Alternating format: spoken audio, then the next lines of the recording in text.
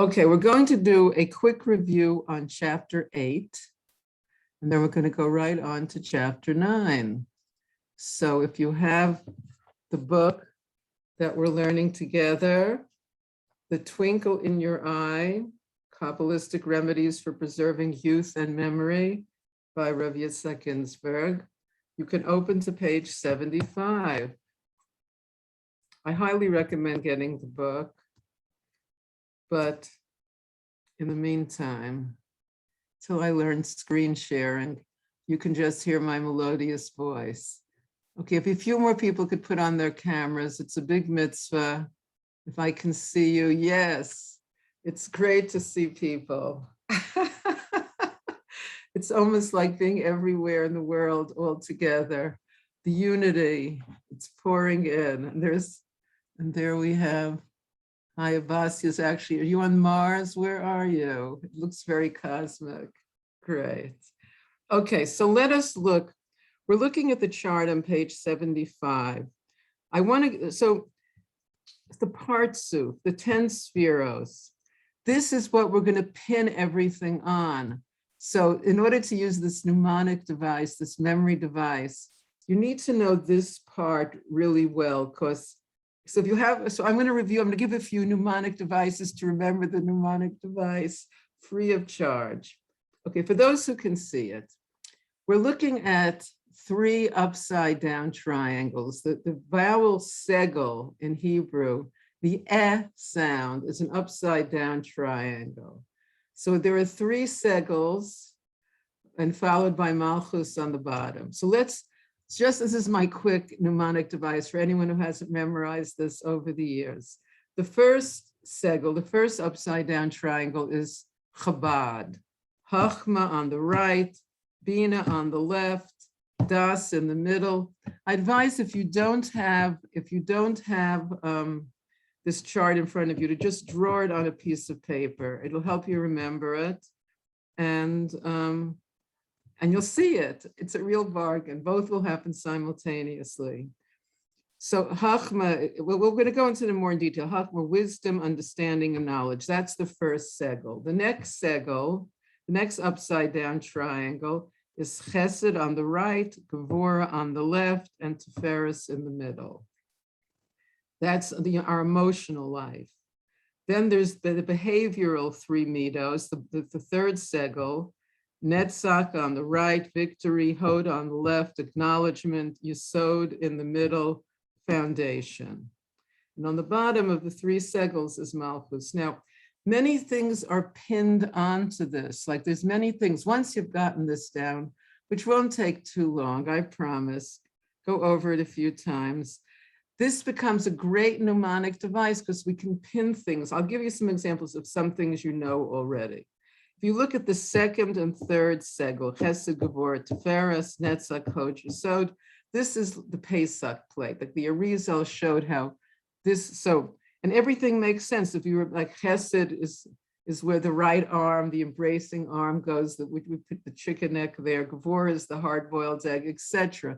In other words, this chart works in many different situations. It's also the ushpizin, the 7 ushpizin, starting from Chesed through Malchus. Like Chesed is Abraham Avinu the first night, Gevurah is Yitzchak Avinu, Tiferes is Yaakov Avinu. In other words, this chart has many different purposes. Once you have the chart down, you can use this for many different things. So we're going to be using it for something. What are we using it for? Turn the page.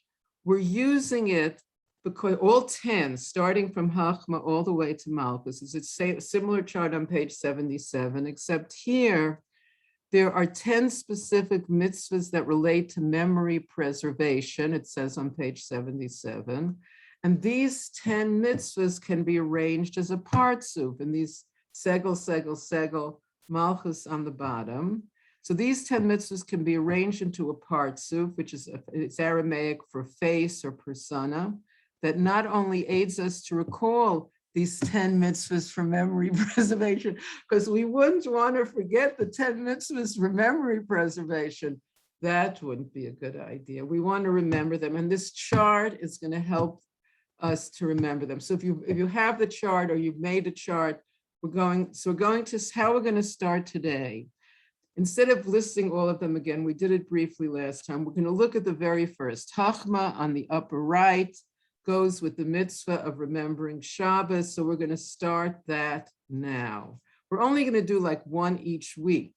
So if you have your chart by Chachma, or if you have the chart in the book, you can write remembering Shabbos, and we'll see how it's going to work. Okay. So I'm starting to read on page 79. Now we have a good crowd here. Okay. Chapter 9, Chachma, which is wisdom, remembering Shabbos. In Torah, we find many events that we are commanded to remember. 6 of these remembrances appear in the Siddur at the end of our daily morning prayers. In other words, right after Aleinu for Shacharis are the 6 remembrances. For many years, I didn't say it. And then about 10 years ago, one of my wonderful mashpiyas from Crown Heights, Yehuda Skrona, told me to say it. So what can you do when your mashpiyah tells you to do something? So I started saying them. And now I think I might even know them by heart. Remembering the remembrances. Okay, so you can all find the 6 remembrances. Hayom Yom, and that's for the 8th of Menachem Av, promotes reciting these remembrances every day and not forgetting to say them even on Shabbos and festivals. So we say it every day, whether it's Shabbos, whether it's a weekday. The final of these 6 remembrances is remembering Shabbos. Okay, the command to remember Shabbos appears twice in the Torah. Remember Shabbos, get that. The first appearance is in the book of Shemos, in the original accounting of Matan Torah, the giving of the Torah, when the 10 commandments first appeared. The second time this whole thing is, this 10 commandments are lit. The second is in the book of Devarim, when Moshe recalls the 10 commandments and reminds the Jewish people of the revelation at Har Sinai. In the latter, so there's 2 words, the Zohar, remember the Shabbos, and Shamor, to keep the Shabbos. So in Devarim, the verse used is to keep, Shamor, rather than remember, Zachor, the Shabbos, as it is in Shemos in the first appearance of the 10 commandments. The sages make special note of this, teaching us that these 2 words were in fact uttered by Hashem simultaneously. So this is a paradox. Hashem is able to say 2 words simultaneously. For us, it's hard. We can say 1 word simultaneously. Hashem said Shamor v'Zachar simultaneously. The sages say in Gemara Rosh Hashanah, page 22a.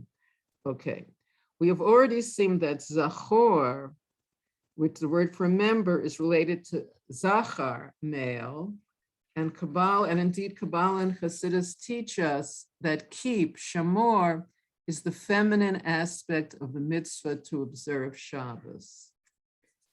Unfathomable to the human mind, the fact that both of these words were uttered by Hashem simultaneously is the origin of all paradoxes. Isn't that interesting? Because paradoxes play such a part in our life, in the very creation of reality, because it's the very existence of matter is a paradox, that light can be a wave and particle at the same time, a paradox, that electrons are a wave and particle at the same time, that Hashem can say 2 words simultaneously, paradox. It is one of the greatest examples of the union of male and female, the ultimate paradox at all levels of life in the entire Torah. And Zachar is masculine, Shamor is feminine, they are both at the same time. It's a union of male and female, and that's a great paradox. How can they get along? How can they unite? How? They're so different. Like, what do they have in common? I'm kidding. Okay. So at any rate, it's the ultimate, I like that. It's the ultimate paradox. To remember, Zachor, Shabbos, to remember Shabbos means to keep Shabbos in mind all week long and to prepare for it ahead of time, Zachor. So this is the mitzvah of remembering Shabbos every day. The literal meaning of to keep, Shamor Shabbos, means sanctifying it and observing it when the day arrives. That's the first idea of shamor. However, sometimes in the Torah, the verb keep, shamor, like remember, also means to foresee and plan ahead. Now get this. We see this in the Torah's verse regarding Yaakov. When he heard Yosef's dreams, his father kept the matter, shamar. The sages interpret that he waited expectantly to see when Yosef's dreams would be fulfilled. So this is, so shamor has an idea of remembering, also remember, to foresee and plan ahead. This alternative definition clarifies why the original verb used with regard to Shabbos observance is remember, while the second time is keep, shamor, make sure you do not forget. So keep has a sense of make sure you don't. So there's remember, and there's also make sure you don't forget. That's the shamor part. This implies that the injunction to remember and to keep are actually one and the same thing, where remember is a mitzvahs aseh, a positive commandment, and keep is the negative or a prohibitive facet of the same commandment. Okay, so to remember and keep Shabbos. One of the other 6 remembrances, that's right after Elena, and we're supposed to say every day, is Zachar, remember the nation of Amalek, and not to forget, lo tishkach, their crime against the Jewish people. Here the sages teach us that the difference between the two is that remembering is by word of mouth, related to reminding ourselves and others, and do not forget refers to constantly holding this injunction in our heart. So there's remembering the positive way and saying it, and do not forget the negative mitzvah. Okay, we can infer from here that keeping Shabbos is even more profound than merely remembering it. Whereas remembering something is a fleeting expression of speech, keeping or not forgetting something is a constant practice. Okay, so we're going to explain this a little more. Let's finish this paragraph and then we'll go over it in more detail. The verses in Tehillim that relate to remembering Yerushalayim similarly include both verbs. Quote, Tehillim 137.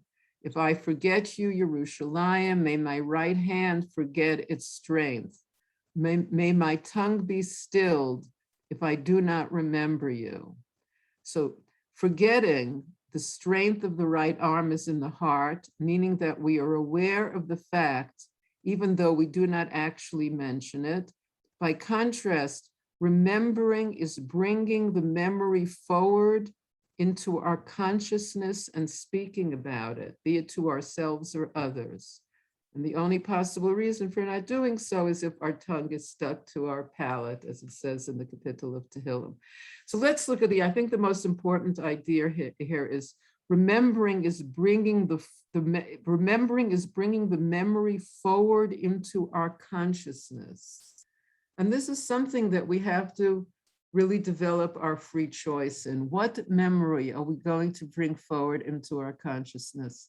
Because we see what a big effect what we bring forward into our consciousness can have on us. Let's say I was to say, as a 2-minute, in a 2-minute assignment, see if you could work yourself up into a rage. Let's say if that was the 2-minute assignment and you had like 2 minutes to really think of all those bad things that might have happened in our lifetime that we want to get worked up about.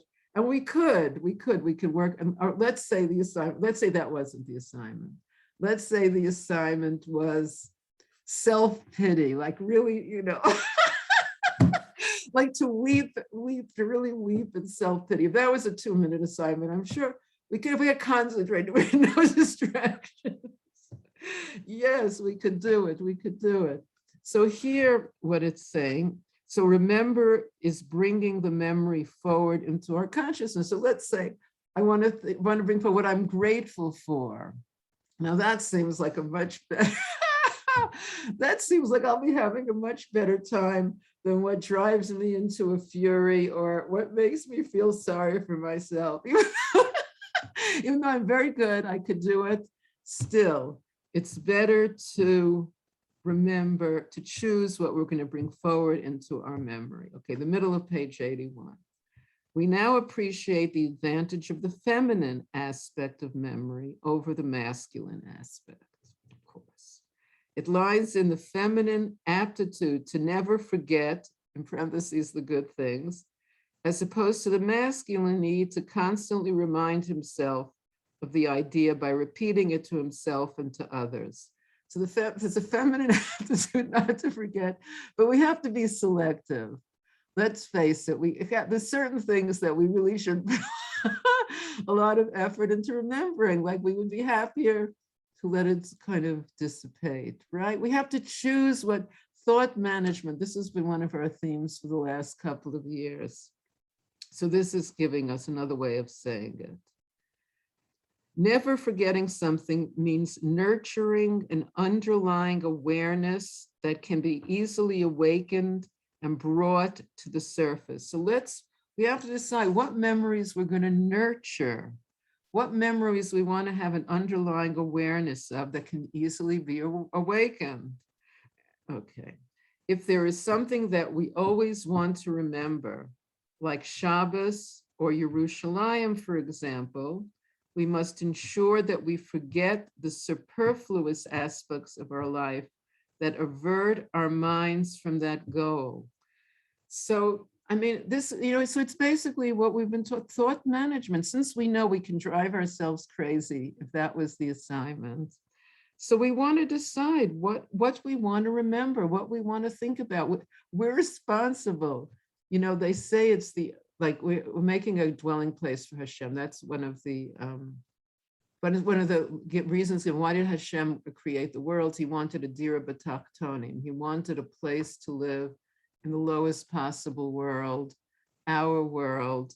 So we could make him a place, a physical place with our actions. We could make him a place where he could dwell with the words that come out of our mouth, or chas v'shalom, the opposite.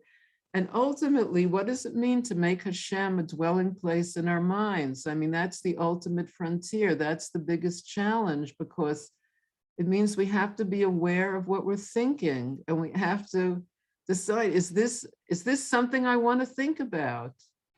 And we spoke about that. There's a lot of place for free choice. If God forbid, if we're feeling we don't have free choice, if we're feeling obsessed by a memory, then Chassidus says, if you can't push it out of your mind, yisiach, the word yisiach, to remove it with a samach, then there's yisiach with a sin, which means to talk about it to our best friend, to a mentor, etc.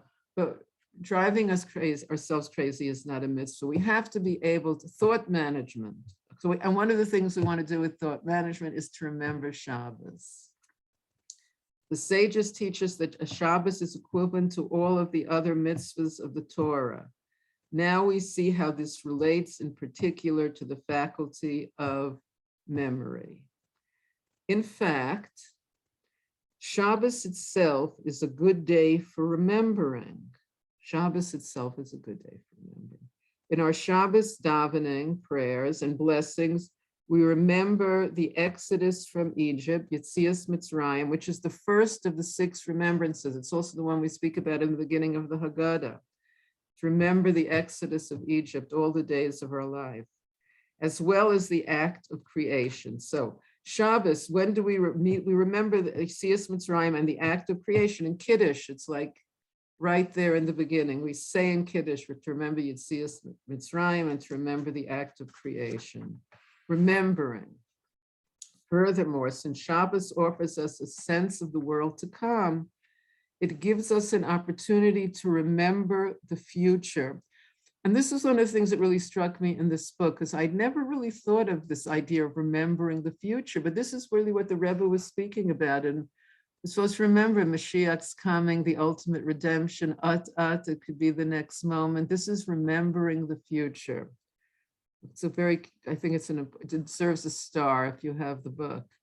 More particularly, at each of the 3 Shabbos meals, we should remember a different, unique Shabbos of the past. Okay, at the first meal, the Friday night meal, we remember the first Shabbos of creation when Hashem created the world in 6 days and rested on the 7th. So that's remembering the first Shabbos. So the picture in Kiddush, it's mentioning creation, to remember the first Shabbos of creation.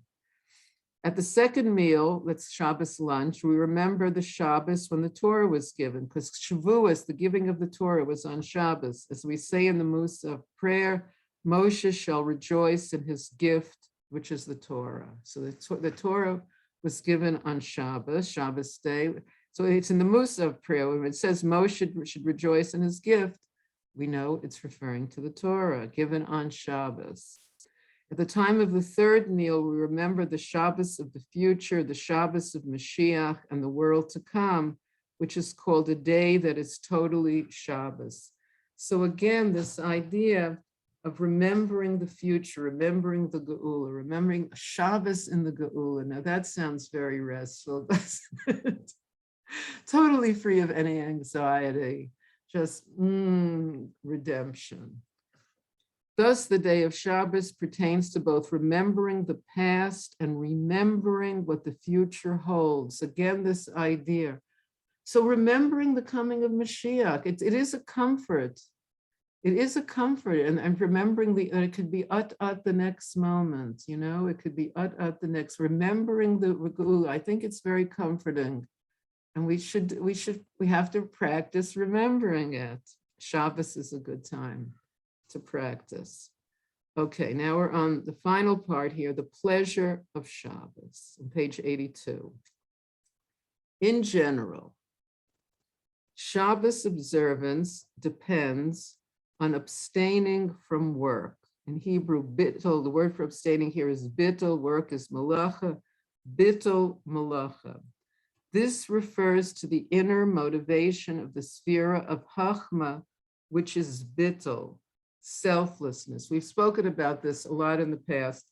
I recommend going back, if you have the book, going back to the chart on page 75, or if you've made your own chart, under Chachma, put in parentheses, bittul. Chachma is with wisdom.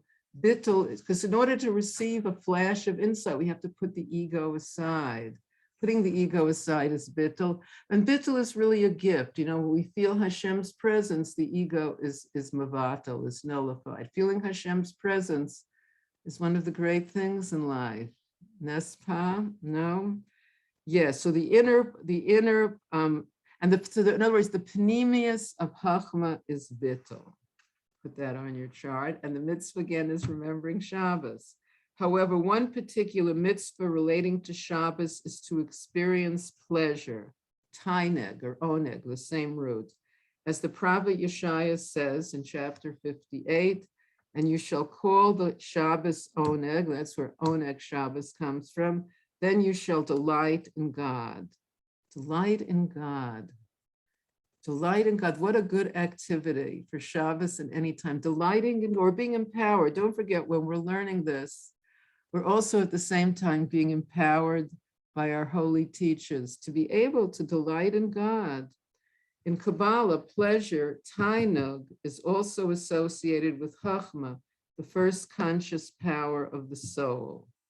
So again, Chachma is the first of the spheros. The inner essence of selflessness derives from the divine pleasure of Keter, the superconscious crown, which is also referred to as Resha Da'ayin, the head of nothingness. I'm going to explain, I'm just read one more sentence, and then we're going to go over this more slowly. Another concept is associated with the superconscious level of the soul is Atik Yomim, which is the source of old age. Okay, so Atik Yomim, it first appears in Daniel. In Daniel, he has this vision. He has a vision of God as Atik Yomim, the Ancient of Days. Now, Keter, which is the crown, transcends Chachma the same way the crown surrounds a head. It's Makif, it's surrounding. Get those crowns straightened up, ladies and gentlemen. So the crown, so there's three aspects to the crown. So for many people, this is a review. I'm just going to say what the three heads of Keser are. One is the highest is Amuna, faith. This is the super conscious level of our levels of our soul, which we want to draw down into our consciousness, like Amuna. Why keep it super conscious? Let's make it conscious. The second is Tainug, pleasure. That's associated with Atik Yomim, the Ancient of Days. And the third head of Keter is Ratzon, will. This is a high level of will. Ratzon, and that's Arich Anpin, just to throw in a little Aramaic and Kabbalah. So what is it saying here? That this delight in Hashem can be brought into Chachma, which is the first conscious power. Chachma is already, it's a flash of insight, but it is a conscious power, bringing it into our consciousness, bringing pleasure in God into our consciousness.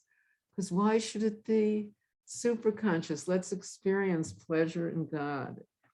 Okay, so top of page 83. The more we separate ourselves from worldly pleasures and remember and take pleasure in our source in the divine, the more holiness can seep into our consciousness. Holiness seeping into our consciousness, that seems to make life worthwhile, to take pleasure in our source, to take pleasure in Hashem. So it does mean a bit of separating. Which would you rather have? Well, can maybe do them both. I was going to say, which would you rather have, ice cream or Hashem? But I guess one can do both simultaneously. Hashem gave me this beautiful ice cream. I'm one with the ice. Everything is Hashem. I could become one. We don't want to forget rejoicing in Hashem, a big part of any pleasure. Okay.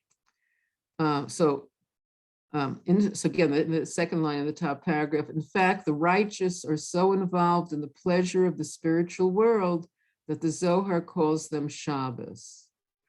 Rabbi Elimelech of Lezhinsk explained that this is because their weekday soul is like the extra soul that regular people access on Shabbos. Okay, so let's go over the idea that the Zohar calls the righteous Shabbos, because it reminds me of something that I learned from Y.Y. Jacobson that I've always remembered, that a Talmud Chacham is called Shabbos. And he asked why. Why did the sages 2,000 years ago call a Talmud Chacham Shabbos? And he answered that he saw that the sages, they saw 2,000 years into the future, and they saw that now, let's say it's during the week and I want to know something, the name of a sage comes up, the Rabbi. I want to know who he was, the Arizal's teacher. I just Google his name. I find out when he was born, what he wrote, what he taught, when he passed away, everything. It's like, so, and I can do that very quickly. So we can do that during the week, but on Shabbos, then we know who's the real Talmud Chacham. When you can't Google the answers and we're down to what we know. So a Talmud Chacham is like Shabbos. They don't need that Google. They can just know all the information. Okay, if a few more people could put their cameras on, it really helps. It makes me smarter. Ha ha. Yes, it's true. Put on your cameras. I really appreciate everyone who has their camera on now, but it really gives that living, like, come as you are. There's no judgment. Yeah, that's the attitude. Yes. Okay, it's like air. I feel oxygen, seeing these real people. Okay, so we got that part. On Shabbos, these righteous individuals are endowed with an even higher level of spirituality, that they actually bring pleasure to Shabbos. Now, there's an interesting idea, bringing pleasure to Shabbos. The Talmud makes this distinction by using the statement, anyone who delights the Shabbos, it says, and not anyone, it doesn't say anyone who delights in Shabbos, but anyone who delights the Shabbos. Moreover, since Hashem is also referred to as Shabbos, these righteous individuals give pleasure to Hashem himself. Okay, let's talk about those tzaddikim that give pleasure. First of all, doesn't that sound nice? Doesn't that sound like a nice thing for us creations to do to give pleasure to our Creator. So giving pleasure to Hashem himself, delighting Shabbos, giving pleasure to Hashem himself. And this is making the dir b'tachtonim. This is giving Hashem a place to live, like right now. We're all learning Torah together. This is giving Hashem pleasure. It's a beautiful idea. Nachas ruach, Hashem likes that nachas. He likes getting nachas from us. Hashem is also referred to as Shabbos. And what I wanted to say about these righteous individuals, when we were learning, for those who were here when we were learning Tanya together, when we were learning about the Alter Rebbe's different characters, there was 2 tzaddikim, 3 beinanis, 2 rishoyim, these 7 basic characters.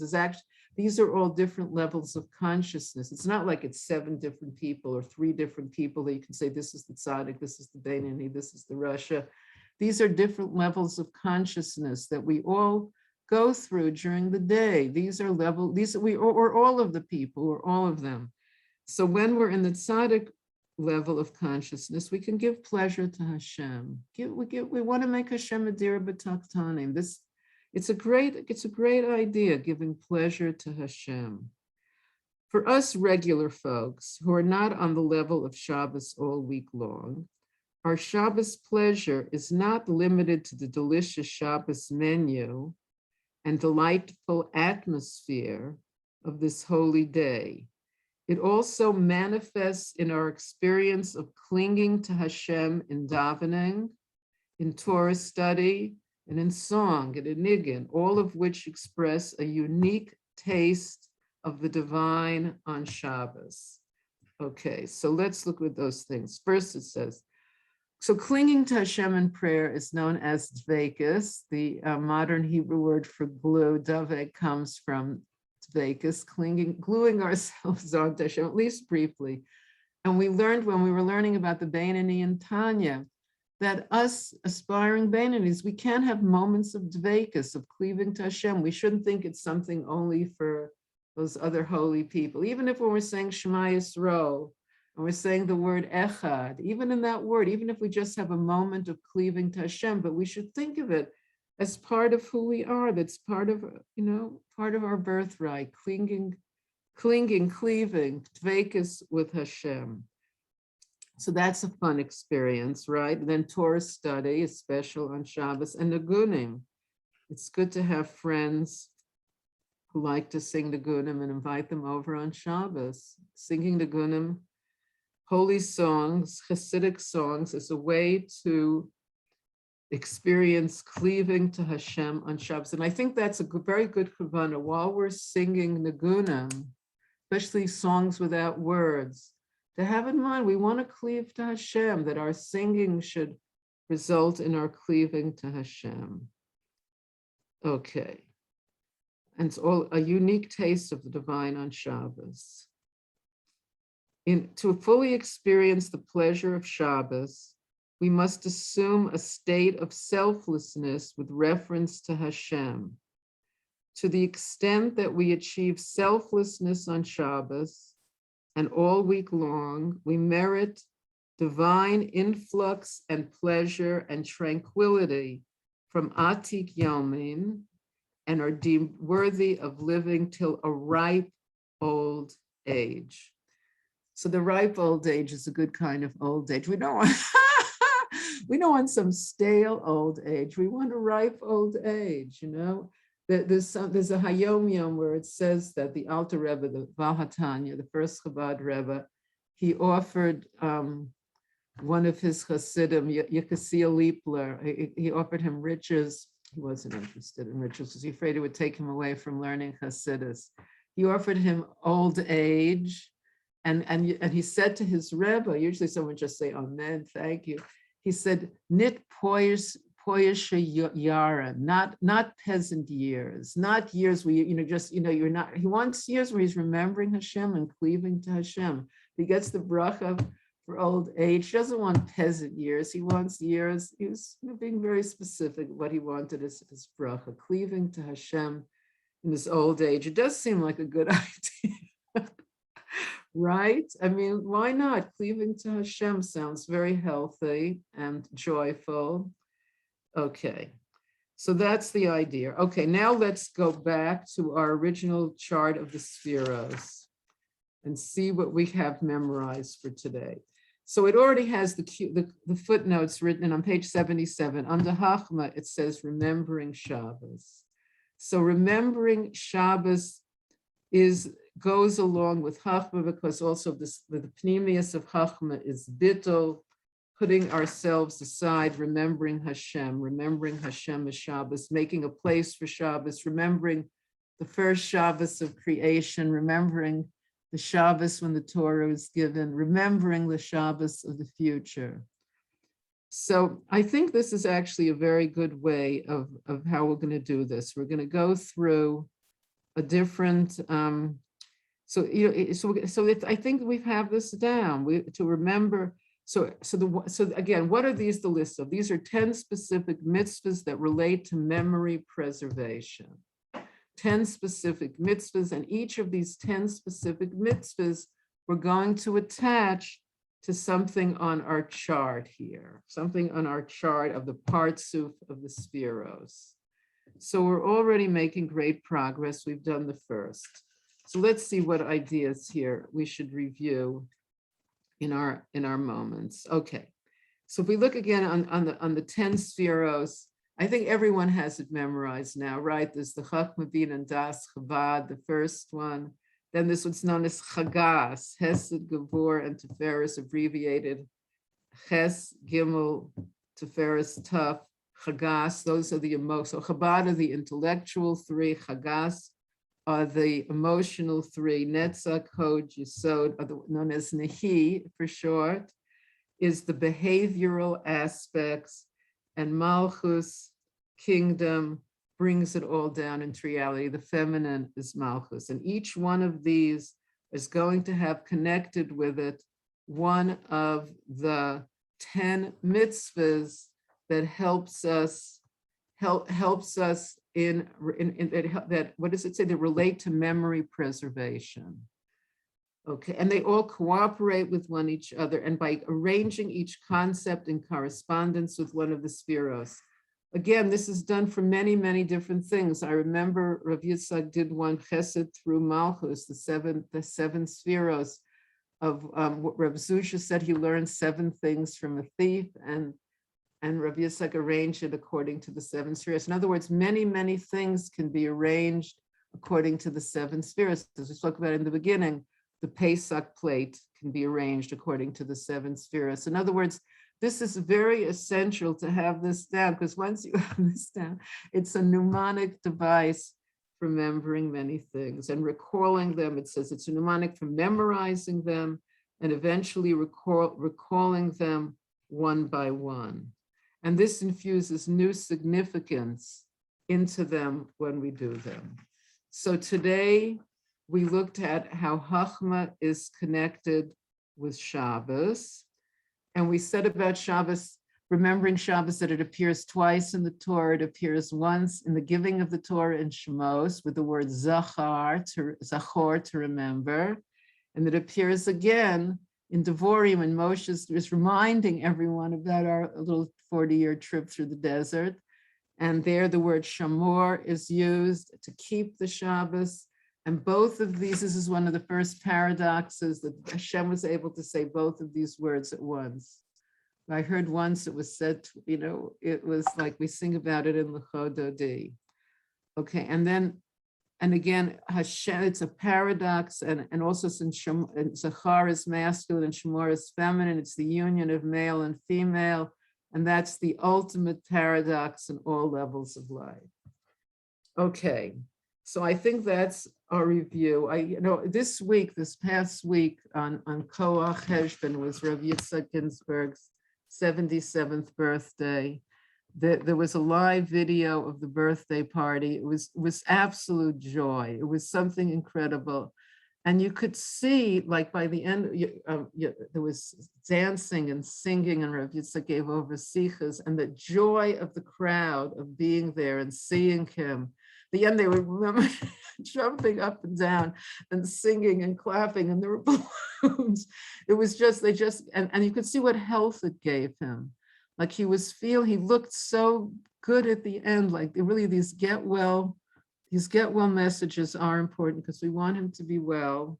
So I think we should take our get well picture, and then I can get to see more people who'll be so kind.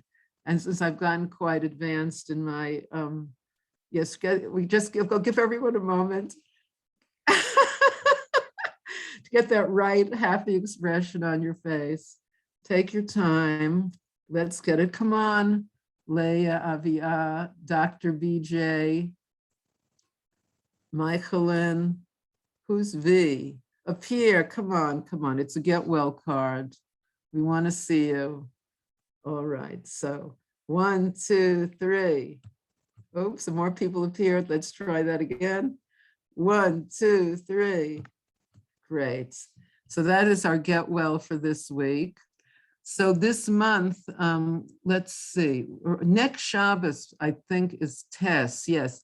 Next Shabbos before we meet again is Tess Kislev, which is the birthday and yurtzeit of the second Chabad Rebbe, the Mittel Rebbe, Rabbi Dov Ber. It's very rare for someone's birthday and yurtzeit to be on the same day. And Yud, Sunday, we'll have a class next Sunday, is the day he was liberated from Tsarist prison. So if you have a chance, it's good, but if you want, you can light a yurtzeit candle next Shabbos for the Mittel Rebbe, Reb Dov Ber ben Reb Shneir Zalman. And it's good to learn something from the Mittel Rebbe. Now you said with Rabbi Google, you could just Google or go to Chabad.org and type in the Mittel Rebbe, and we could all learn something that he wrote. I'll just say one thing, okay? One of the books of the Mittel Rebbe is called Kuntras Hishtadchus. Hishtadchus is what, in Israel, it's much easier to do because the tombstones are built like that. It's like leaning on the tombstone, like it's bowing really on the tombstone of a tzaddik. And he wrote the monoloshon that we say at the kever of tzaddikim, was the Mittel Rebbe wrote to be said at his father's grave in Hadich. And in this mimer, he wrote, I'll just say one line from it, that the highest level of hishtadchus is when after we do this, we bow, we bend down. And you can really do this in Israel. In America, it's a little harder because they're not built for it. But in Israel, they're really, that flat. You can, sneezely, of course, not in large crowds. And he said the highest level is when we leave the cave, or the tzaddik should flow through us. And I thought that was so beautiful, such a beautiful level. We go to the Rebbe's cave, or go to the cave of any holy person, that we should be a channel for them, bringing their light into this world. So there's one thought from the Mittel Rebbe for next Shabbos, Tess, his birthday, and Yurtzeit. And Yud will, Eretz Hashem, meet again, and we can talk a little bit more. We'll mention something else about connected with the Mittel Rebbe. The Rebbe would often bring on both days, Tess and Yud. So there we go. So I want to thank everybody for joining us. We look at the chats quickly before we say farewell. So get well for Michael Lynn should have a refuah shalema. Little thank you for another wonderful class. Oh, thank you, bro. Thank you. Yes, hope to see you all in person one day, but this is wonderful seeing everybody, really. I love you. Thank you for coming. It's wonderful being together, and see you all next Sunday, Eretz Hashem. Bye, and thank you. There's another class coming right up.